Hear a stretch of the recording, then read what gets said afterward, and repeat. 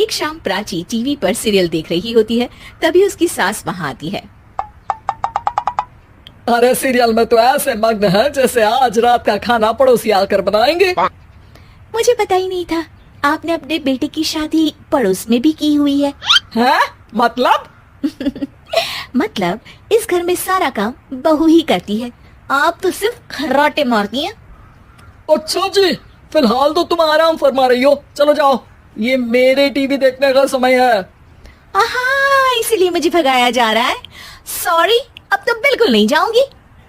प्राची की इस बात पर दोनों सास बहू के बीच टीवी रिमोट के पीछे बच्चों जैसे छीना झपटी शुरू हो जाती है, जिसके बीच श्लोक भी काम से घर वापस आ जाता है।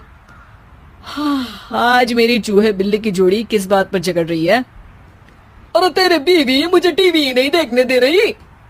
अरे तुम्हारी मम्मी मुझे खाना बनाने के लिए फोर्स कर रही है। अरे वाह, ऐसे बेतुके रीजन पर तो बच्चे भी झगड़ा नहीं करते।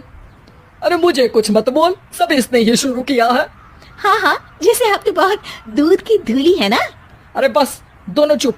प्राची जाओ, खाने की तैयारी करो। और माँ तुम छोड़ो, तुम्हें क्या बोलूं, शांति से अपना सीरियल देखो, मुझे दोबारा लड़ने की आवाज सुनाई नहीं देनी चाहिए। ऐसा बोलकर श्लोक वहाँ से चला जाता है, जिसके पीछे पीछे प्राची भी कुछ न कुछ बड़बड़ाते हुए रसोई में चली जाती है।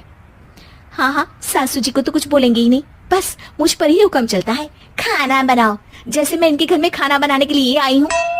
इसी तरह शाम बीतती है और रात को श्लोक और प्राची की सास खाना खाकर सोने चले जाते हैं, लेकिन प्राची गुस्से में कुछ खाए बिना काम में ही लगी रहती है। इस घर में किसी को घंटा फिक्र नहीं पड़ता, मैं खाऊं या भूखी रहूं। प्राची कुछ देर के लिए रसोई से बाहर जाती है और जैसे ही वापस आती है तो वहाँ दूध का भरा ग्लास देखकर हैरान रह जाती है। फिक्र पूरी है, बस दिखाना नहीं है।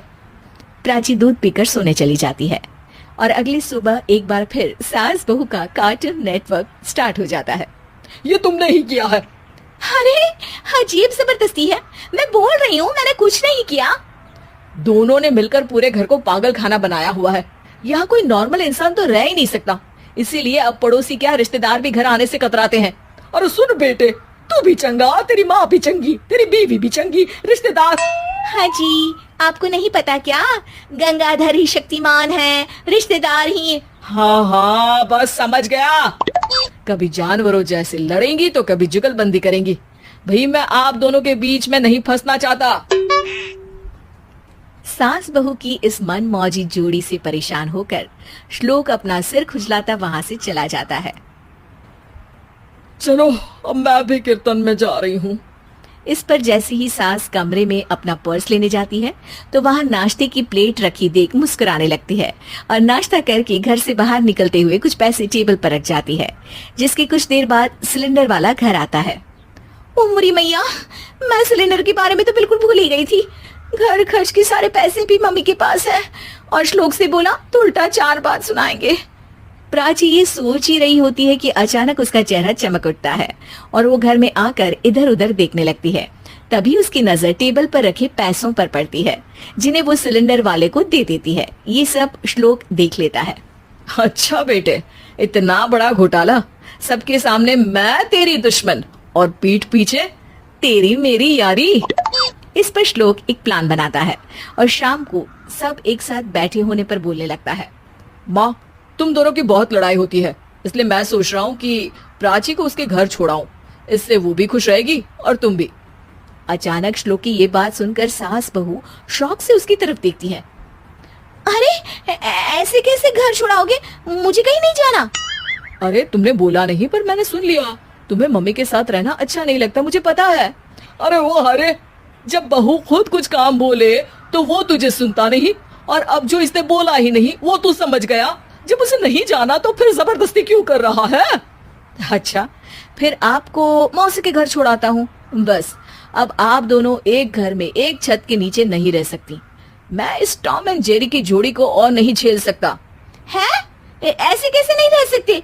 तुम्हें इतनी दिक्कत है तो तुम्हारा बोरिया बिस्तर पैक कर देती हूँ, लेकिन मम्मी जी कहीं नहीं जाएंगी। बिल्कुल यही सुनना था मुझे। अगर दोनों में इतना ही प्यार है फिर हर वक्त ये लड़ाई का नाटक क्यों करती हो? देखा मैंने कैसे माँ किचन में दूध रखती है और तुम उनके लिए कमरे में नाश्ता रखती हो, और कैसे वो पहले ही तुम्हारी दिक्कत समझकर घर में पैसे रखकर बाहर जाती है।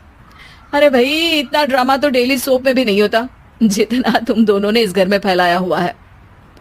तू हमें टॉम एंड जेरी बोलता है ना, तो याद कर वो दोनों भी एक दूसरे को बाहर वालों की बुरी नजर से बचाने के लिए हमेशा सबके सामने लड़ते थे, लेकिन अकेले में दिक्कत के समय मदद भी तो करते थे।